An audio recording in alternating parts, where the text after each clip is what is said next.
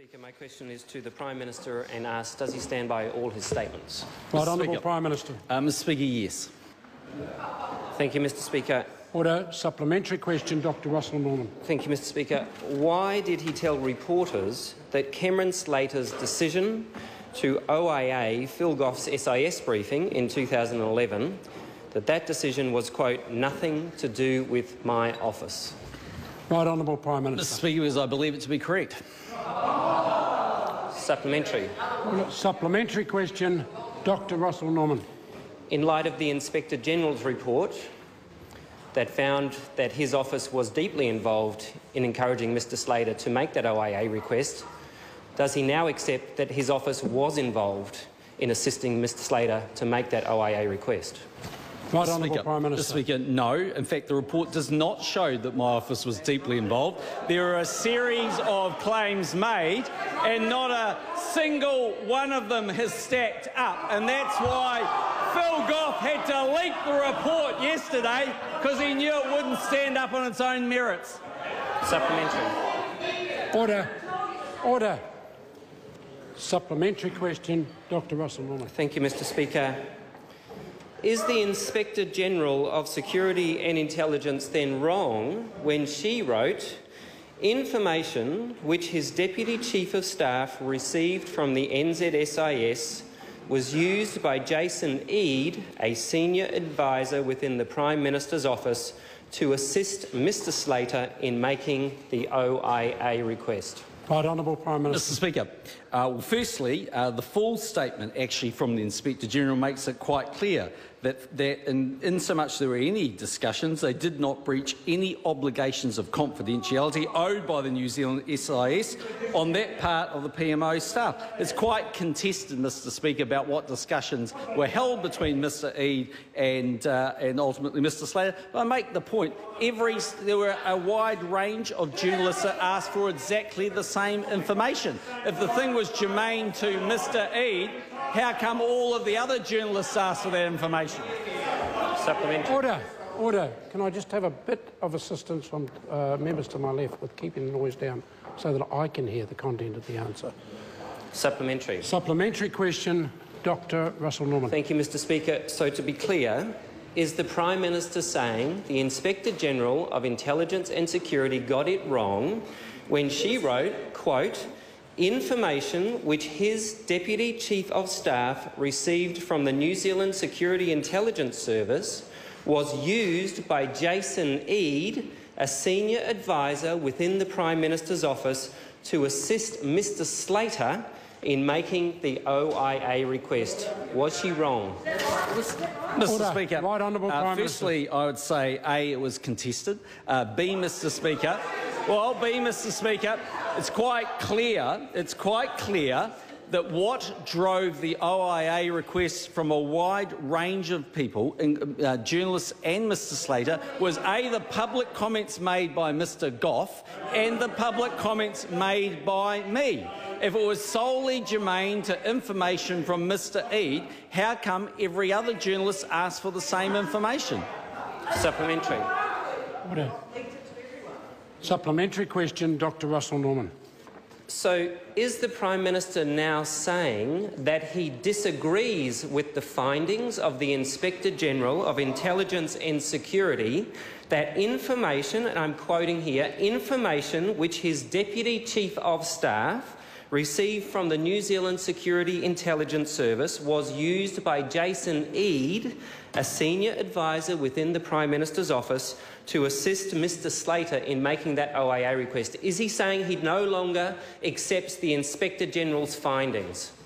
Mr Speaker, right, Honourable Prime Minister. Mr Speaker, I'm saying I agree with the Inspector General when she said I personally played no involvement other than a phone call on the 22nd of July, despite all the assertions made by the opposition members. Secondly, I agree with the Inspector General when she says that there was no breach of confidentiality owed to the NZSIS, Mr Speaker.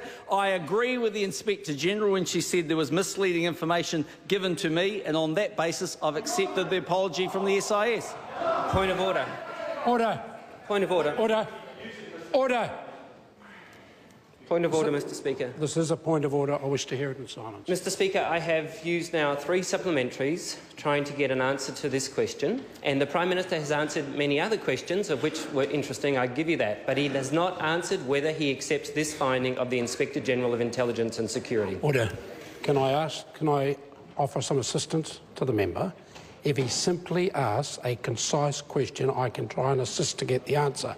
But if the member looks at the last question, he finished with a part of the question that was concise enough, but if he had led in with quite a lot of extraneous material in the start of his question. So to move this matter forward, I am going to give the member an additional supplementary question.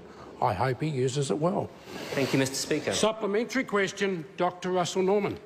Does he accept the findings of the Inspector General of Intelligence and Security that, and I quote, information which his Deputy Chief of Staff received from the NZSIS was used by Jason Eade, a senior advisor within the Prime Minister's office, to assist Mr Slater in making the OIA request? Right, Honourable Prime Minister. Mr Speaker, I certainly accept there may well have been a discussion between Mr Eade and Cameron Slater on this matter. I also accept that it's quite contested, and I also accept that it was not in breach of any obligations on them. Mr Speaker, every single political party in this parliament has staffers and politicians that talk to the media. Yesterday, Phil Goff was talking to the media about the contents of this report, despite the fact there being an embargo. Order.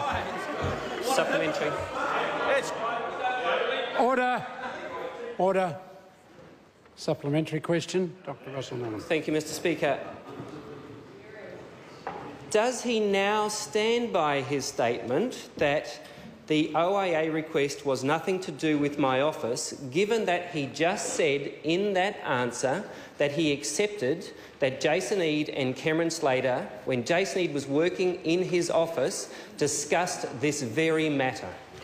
Mr Speaker, Prime Minister. Absolutely, it was nothing to do with my office. And if you look at paragraph 225 of the report, it says, "Oh well, you won't like to hear this because I know it bursts your bubble." But here we go. It said, "quote unquote."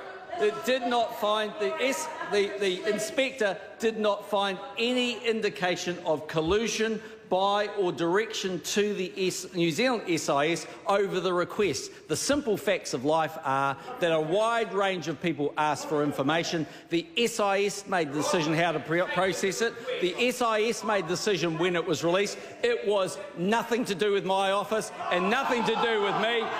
And that's the problem, isn't it?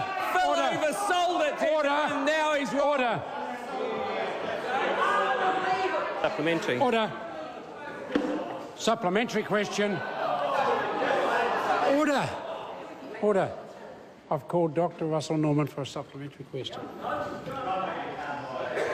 Given that in his earlier answers he conceded that Jason Eade and Cameron Slater did discuss this issue, when did he become aware that Jason Eade and Cameron Slater were discussing the issue of the release of the Goff briefing?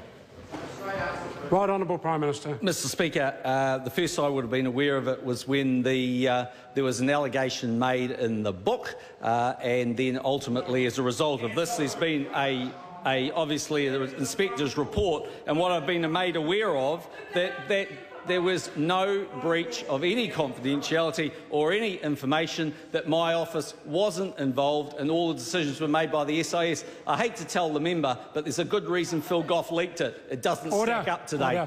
Order. Supplementary. Order. Order. Order.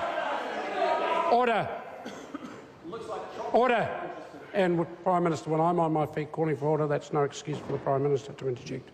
Supplementary question. Right on, the Dr. Russel Norman. Thank you, Mr Speaker. Will the Prime Minister stand aside from his job as Prime Minister while a full Royal Commission can look into the truth around the dirty politics that he has operated out of the office of the Prime Minister? Right, Honourable Prime Minister. Mr Speaker, no, but I will be interested in reading the police report of how Nikki Hager got stolen emails.